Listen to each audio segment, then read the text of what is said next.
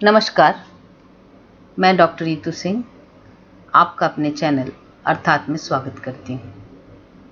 आज हम हरिशंकर परसाई की एक प्रसिद्ध राजनीतिक व्यंग्य को पढ़ेंगे।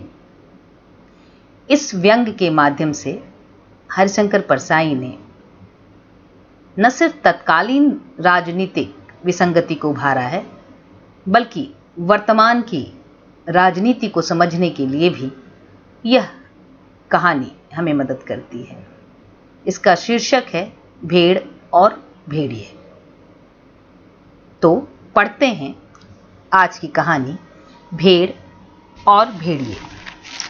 एक बार एक वन के पशुओं को ऐसा लगा कि वे सभ्यता के उस स्तर पर पहुंच गए हैं जहां उन्हें एक अच्छी शासन व्यवस्था अपनानी चाहिए, और एक मत से यह तय हो गया कि वन प्रदेश में प्रजातंत्र की स्थापना हो।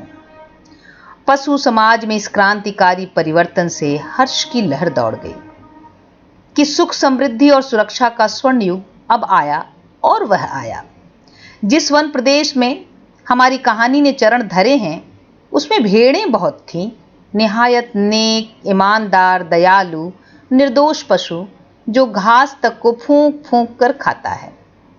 भेड़ों ने सोचा कि अब हमारा भय दूर हो जाएगा।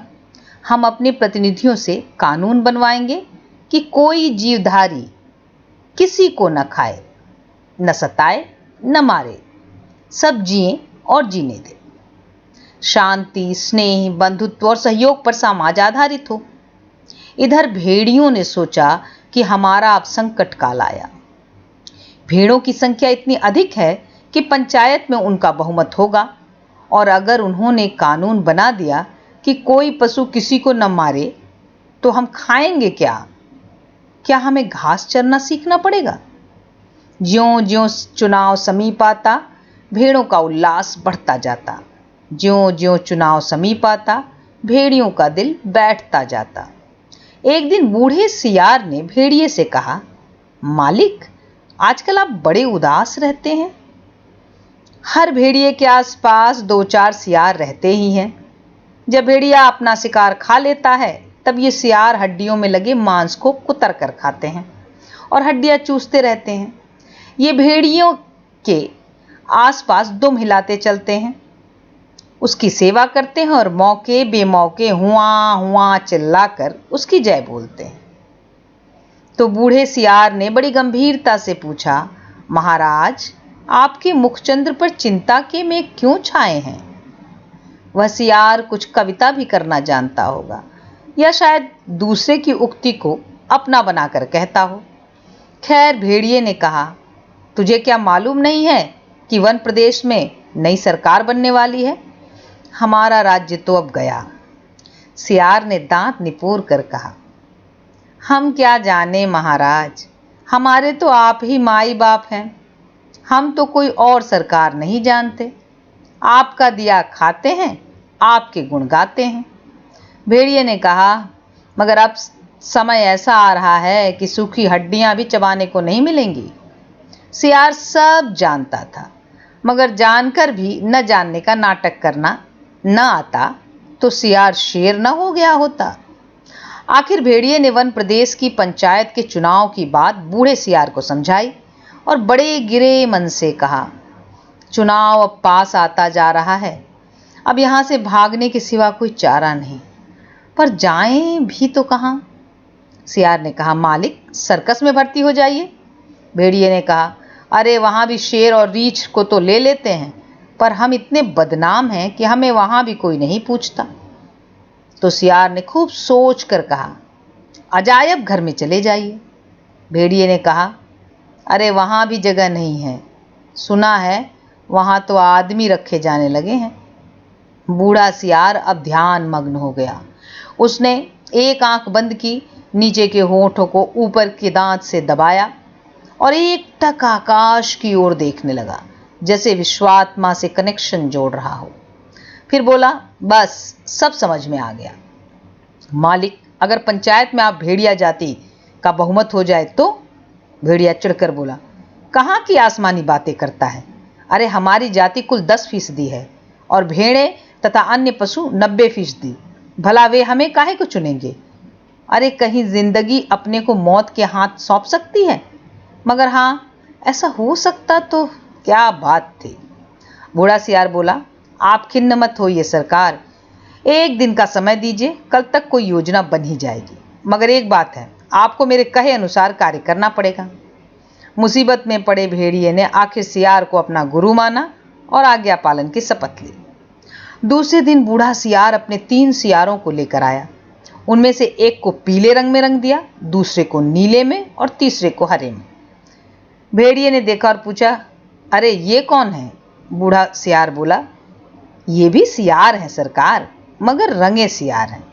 आपकी सेवा करेंगे, आपके चुनाव का प्रचार करेंगे। भेड़िए ने शंका की, मगर इनकी बात मानेगा कौन? ये तो वैसे ही छल कपट के लिए बदनाम है। सियार ने भेड़िए का हाथ चूम कर कहा, आप बड़े भोले हैं सरकार।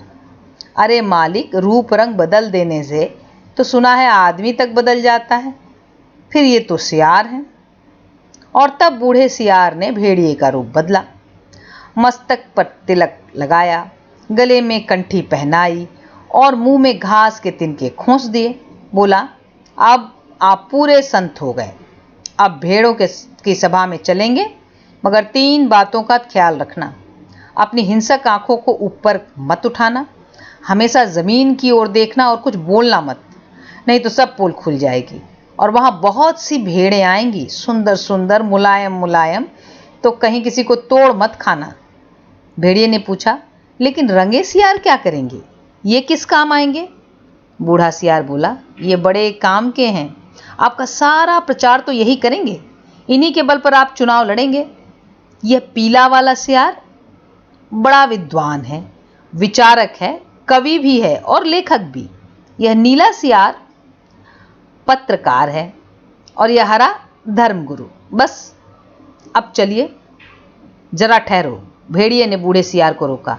कवि, लेखक, नेता, विचारक, ये तो सुना है बड़े अच्छे लोग होते हैं, और ये तीनों, बात काटकर सियार बोला, ये तीनों सच्चे नहीं हैं, रंगे हुए हैं महाराज। अब चलिए, देर मत करिए। और वे चल दिए। आगे बूढ़ा सियार था, उसके पीछे रंगे सियारों के बीच भेड़िया चल रहा था। मस्तक पर तिलक, गले में कंठी, मुख में घास के तिनके, धीरे धीरे चल रहा था, अत्यंत गंभीरता पूर्वक, सिर झुकाए, विनय की मूर्ति। उधर एक स्थान पर सहस्त्रों भेड़ें इकट्ठी हो गई थी, उस संत के दर्शन के लिए जिसकी चर्चा बूढ़े सियार ने फैला रखी थी। चारों सियार भेड़िए की जय बोले हुए भेड़ों के झुंड के पास गए। बूढ़े सियार ने एक बार जोर से संत भेड़िए की जय बोली।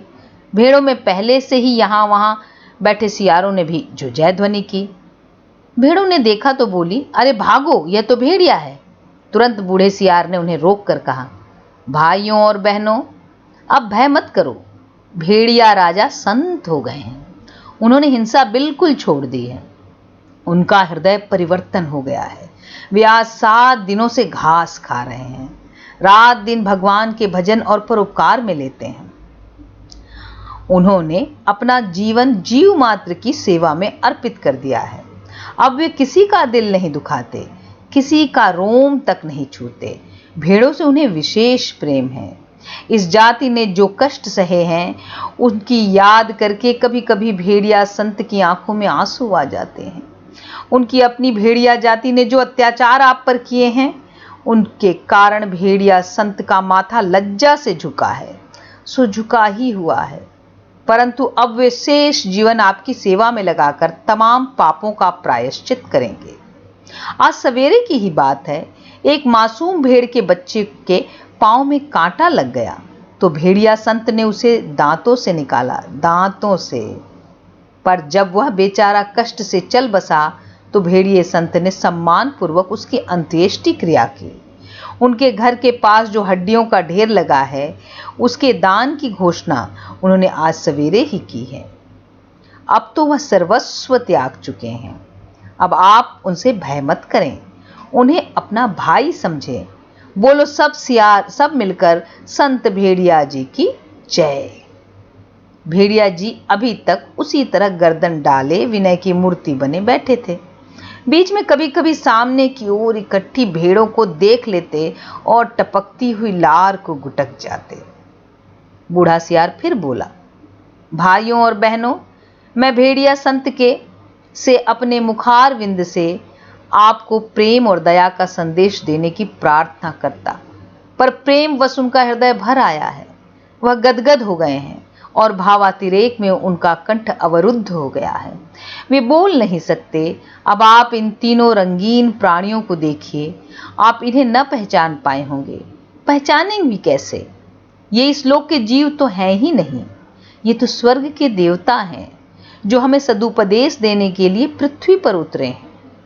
ये पीले विचारक हैं, कवि हैं, लेखक हैं, नीले नेता हैं और स्वर्ग के पत्रकार हैं और हरे वाले धर्मगुरु हैं। अब कविराज आपको स्वर्ग संगीत सुनाएंगे। हाँ कवि जी। पीले सियार को हुआ हुआ के सिवा कुछ और तो आता ही नहीं था। हुआ हुआ चिल्ला दिया। शेष सियार भी हुआ हुआ बोल पड़े। बूढ़े सियार ने आंखों के इशारे से शेष सियारों को मना कर दिया और चतुराई से बात को यूं कहकर संभाला, भाई कवि जी तो कोरस में गीत गाते हैं, पर कुछ समझे आप लोग? कैसे समझ सकते हैं? अरे कवि की बात सबकी समझ में आ जाए तो वह कवि काहे का? उनकी कविता में से शाश्वत के स्वर फूट रहे हैं। वे कह रहे हैं कि जैसे स्वर्ग में परमात्मा वैसे ही पृथ्वी पर भेड़िया। हे भेड़िया जी महान, आप सर्वत्र व्याप्त हैं, सर्वशक्तिमान हैं। प्रातः आपके मस्तक पर तिलक करती है, सांझ की उषा आपका मुख चूमती है, पवन आप पर पंखा करता है और रात्रि को आपकी ही ज्योति लक्ष लक्ष खंड होकर आकाश में तारे बनकर चमकती है। हे विराट, आपके चरणों में इस क्षुद्र का प्रणाम है। फिर नीले सियार रंग के सियार ने कहा, निर्बलों की रक्षा बलवान ही कर सकता है। भेड़ें कोमल हैं, निर्बल हैं, अपनी रक्षा नहीं कर सकती। भेड़िए बलवान हैं, इसलिए उनके हाथों में अपने हितों को छोड़ निश्चिंत हो जाओ, वे भी तुम्हारे भाई हैं। आप एक ही जाति के हो, तुम भेड़, वह भेड़िया, कितना कम अंतर है। और बेचारा भेड़िया व्यर्थ ही बदनाम कर दिया गया कि वह भेड़ों को खाता है। अरे खाते और हैं, हड्डियां उनके द्वार पर फेंक जाते हैं। ये व्यर्थ बदनाम होते हैं। तुम लोग तो पंचायत में बोल भी नहीं पाओगे। भेड़िए बलवान होते हैं, यदि तुम पर कोई अन्याय होगा तो डटकर लड़ेंगे, इसलिए अपने हित की रक्षा के लिए भेड़ियों को चुनकर पंचायत में भेजो। बोलो संत भेड़िया की जय। फिर हरे रंग के धर्मगुरु ने उपदेश दिया, जो यहां त्याग करेगा वह उस लोक में पाएगा, जो यहां दुख भोगेगा वह वहां सुख पाएगा, जो यहां राजा बनाएगा वह वहां राजा बनेगा, जो यहां वोट देगा वह वहां वोट पाएगा। इसलिए सब मिलकर भेड़िए को वोट दो। ये दानी हैं, परोपकारी हैं, संत हैं, मैं उनको प्रणाम करता हूं। यह एक भेड़िए की कथा नहीं है, सब भेड़ियों की कथा है। सब जगह इस प्रकार प्रचार हो रहा है और भेड़ों को विश्वास हो गया कि भेड़िए ने से बड़ा उनका कोई हित चिंतक और हित रक्षक नहीं है। और जब पंचायत का चुनाव हुआ तो भेड़ों ने अपने हित की रक्षा के लिए भेड़िए को चुना और पंचायत में भेड़ों के हितों की रक्षा के लिए भेड़िए प्रतिनिधि बनकर आए और पंचायत में भेड़ियों ने भेड़ों की भलाई के लिए पहला कानून यह बनाया, हर भेड़िए को सवेरे नाश्ते के लिए भेड़ का एक मुलायम बच्चा दिया जाए, दोपहर के भोजन में एक पूरी भेड़ और शाम को स्वास्थ्य के ख्याल से कम खाना चाहिए, इसलिए आधी भेड़ दी जाए। धन्यवाद।